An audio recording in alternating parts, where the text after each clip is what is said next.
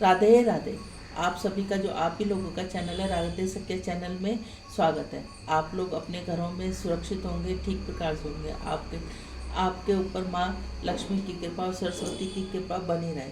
और जैसा कि कार्तिक का पावन महीना चल रहा है और इसमें कार्तिक का पावन महात्म चला रहा है, उसी में ही अब 24वां अध्याय है। धीरे धीरे कार्तिक का महीना खत्म हो रहा है। आगे आपको पंचविगम की कहानी और पंचविगम का महत्व भी आपको एक दो दिन में पता चल जाएगा कि अगर आप पूरे कार्तिक नहीं नहाए तो 5 दिन भी अगर आप नहा लें लास्ट के एकादशी से लेकर पूर्णमासी तक, तो भी आपको कार्तिक का पूरा फल मिलेगा। बोलो राधे राधे। श्रीमन नारायण नारायण नारायण, तुलसी नारायण नारायण नारायण, हे नाथ नारायण वासुदेवा, हे नाथ नारायण वासुदेवा। बोलो राधे राधे। 24वां अध्याय। सूत जी ने इस प्रकार कहने पर ऋषि आश्चर्यपूर्वक कहने लगे, सूत जी कितने विस्मय की बात है कि आदिति अग्नि से भी नहीं जली और नहीं इसको पता ही चला। तब सूत जी बोले, हे ऋषियों, इसमें आश्चर्य की क्या बात है। जिन भगवान के स्मरण मास से समस्त संकट दूर हो जाते हैं, उनका ध्यान करने वाले भक्त को भला कौन कष्ट दे सकता है। जब अग्नि शांत हुई तब भगवान विष्णु स्वयं अदिति के सामने प्रकट हुए, बोले, हे देव माता, तुम्हारे इस कठिन तप से हम अति प्रसन्न हैं। आप इच्छित वर मांगे। भगवान विष्णु को अपने सम्मुख साक्षात उपस्थित देखकर अदिति ने विनय भाव से भगवान की स्तुति करते हुए कहा, भगवान, आपके स्मरण मास से समस्त कलेश दूर हो जाते हैं। आपके चरण कमलों की सेवा करके भक्तजन परम सिद्धि को प्राप्त करते हैं। ऐसे भगवान को नमस्कार। देवता, नदी, समुद्र आदि सब कुछ आप ही हैं, अतः आप मेरे पुत्रों की रक्षा कीजिए, तब निष्कंठ राज्य दीजिए। आदिति के ये वचन सुनकर भगवान कहने लगे, हे देव माता, अब मैं पुत्रों के रूप में तुम्हारे यहाँ जन्म लेकर असुरों का संहार करूंगा। इतना कहकर अपने कंठ की माला अदिति को देकर भगवान अंतर्ध्यान हो गए। इसके पश्चात देव माता अदिति अपने आश्रम में चली गई। यथा समय अदिति ने हजारों सूर्य के समान तेजस्वी कमल नयन, शंख चक्र गदा पद्म कमंडल पीताम्बरधारी मुनियों द्वारा स्तुति किए जाने योग्य भक्तों के प्रिय दुष्टों के संहार करता वामन भगवान को पुत्र के रूप में प्राप्त किया। वामन भगवान को अपने आश्रम में देखकर कपस्य आदि ऋषियों ने भगवान की स्तुति की। तब वामन भगवान कपस्य से बोले, पिताजी, हम प्रसन्न हैं, आपके समस्त मनोरथ पूर्ण हुए। हमने अब आप 2 बार अपने घर में जन्म लिया है। अब आगे के जन्म लेने के उधर राजा बलि ने दैत्यराज श्री शुक्राचार्य के अध्यक्षता से बड़ा भारी यज्ञ प्रारंभ किया, जिसे हवि ग्रहण करने के लिए उन्होंने लक्ष्मी जी सहित विष्णु भगवान को आह्वान किया। उसी समय भगवान बटुक ब्रह्मचारी के रूप में वहाँ उपस्थित हुए। भगवान के बौने ब्रह्मचारी रूप में होते हुए भी ऋषि लोग ज्ञान दृष्टि से उनको पहचान गए। उनको देखकर दानव गुरु शुक्राचार्य ने राजा बलि की सारी स्थिति से अवगत कराया। बोलो कार्तिक महात्म की जय। श्रीमन नारायण नारायण नारायण,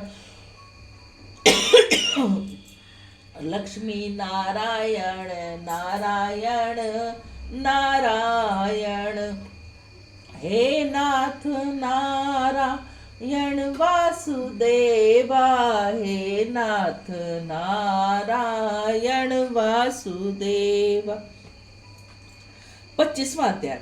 दैत्य गुरु शुक्राचार्य ने राजा बलि को बौने ब्रह्मचारी के रूप में भगवान के आने का कारण बतलाते हुए कहा, हे राजा बलि, तुम्हारा राज्य प्राप्त करने के लिए अदिति के गर्भ से जन्म लेकर भगवान विष्णु स्वयं इस रूप में तुम्हारे यज्ञ में आए हैं। दान के रूप में कुछ भी मत देना, वरना चले जाओगे। इसके उत्तर में बलि ने कहा, हे गुरुदेव, आप मुझे अधर्म का उपदेश क्यों देते। घर में आए याचक को दान न देना अधर्म चरण नहीं तो और क्या है। यदि विष्णु भगवान स्वयं याचक बनकर मेरे द्वार पर आए हैं तो इससे बढ़कर मेरे लिए सौभाग्य की क्या बात हो सकती है। मैं जितने यज्ञ आदि करता हूँ वे सभी भगवान विष्णु को प्रसन्न करने के लिए है। अतः वटुक रूप में जो कुछ मांगूंगा वो मैं अवश्य दूंगा। शुक्राचार्य और बलि अभी वार्ता चली रही थी कि वामन भगवान राजा बलि के यज्ञ मंडप में आ गए। बलि ने अर्धादि देकर उनको यथोचित आदि सत्कार किया। फिर हाथ जोड़कर बोले, हे नाथ, आपके दर्शन पाकर मैं कृतार्थ हो गया। अब आज्ञा दीजिए कि मैं आपकी क्या सेवा करूं। तब भगवान ने कहा, हे राजन, आप तप करने के लिए हमको 3 पग भूमि चाहिए। सुनकर राजा बलि हंसकर बोले, हे बटुक, तुमने क्या मांगा। कुछ धन, ग्राम, शहर, हाथी, घोड़े आदि मांगते यह सुनकर बामन भगवान बोले, दैत्यराज मुझे किसी प्रकार का प्रलोभन नहीं, मुझे तो तप के लिए केवल 3 पग भूमि चाहिए। राजन, यह पृथ्वी सदैव किसी की पास नहीं रहती, सारी धरती को भोगने वाला मदांतर जैसा राजा यहाँ आज कहाँ है, अतः मुझे अधिक लोभ नहीं, मात्र 3 पग भूमि ही चाहिए। चंचल लक्ष्मी को यज्ञ और दान आदि में लगाकर तुम्हारी तरह मैं अपना मार्ग सुधारते हैं वे धन्य हैं।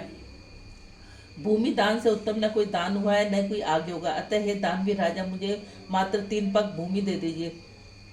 भगवान विष्णु ने राजा बलि को समझाते हुए आगे कहा, हे राजा बलि, इस संबंध में एक प्राचीन इतिहास कहता हूँ, ध्यान पूर्वक सुनो। पहले ब्रह्म कपल में भद्रमती नाम का एक दरिद्र ब्राह्मण था। उसको सुब्रता, सिंधु, यशोमती, शोभा, कामनी और मालिनी नामक 6 स्त्रियां, अनेक पुत्र थे। जब दरिद्रता के कारण सभी भूख से अत्यंत दुखी हुए तब ब्राह्मण सहकुटुंब कौशाम्बली नामक नगरी में चला गया। वहां जाकर भद्रमती ने सुबोध नामक एक धनी ब्राह्मण से 5 पग भूमि मांगी, जो उसने दी। इसी 5 पग भूमि के दान के कारण सुबोध नामक ब्राह्मण को विष्णु का परम पद प्राप्त हुआ। तत्पश्चात एक अन्य ब्राह्मण के मांगने पर भद्रमती ने वह दान में मिली हुई 5 पद भूमि भी उसे दान में दे दी। इससे भद्रमती को मोक्ष को प्राप्त हुआ। इसी कारण कहता हूँ, हे राजन, मुझे 3 पग भूमि दे दो, जिससे उसे किसी को भी देकर मैं मोक्ष का साधन प्राप्त कर सकूं। भगवान के द्वारा प्रेरित करने पर राजा बलि गंगा सागर अर्थात टूटी वाला लोटा भूमि का संकल्प करने को तैयार हो गया। तब शुक्राचार्य तपोबल से उस सूक्ष्म रूप बनकर राजा बलि के संकल्प करने से रोकने के लिए गंगा सागर की टूटी में जल रोककर बैठ गए। बावन भगवान शुक्राचार्य किस चाल को जान गया था। उन्होंने एक तेज नोक वाली कुशा लेकर लोहे की टूटी में छिद्र में डाल दी, जिससे शुक्राचार्य की एक आंख फूट गई और टूटी से राजा की अंजलि में जल आ गया। राजा बलि ने 3 पग भूमि देने का संकल्प किया। उसी समय भगवान विराट रूप में धारण कर ब्रह्मलोक पर बढ़ गए। उन्होंने 2 पग में सारा ब्रह्मांड नाप दिया।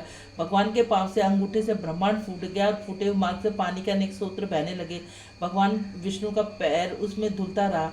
वहीं लोक का पावन जल ब्रह्मादि देवताओं को पवित्र करता हुआ सप्त ऋषियों के सेवित सुमेरु पर्वत पर पड़ा गंगा के नाम से विख्यात हुआ। इस प्रकार पतित पावनी गंगा की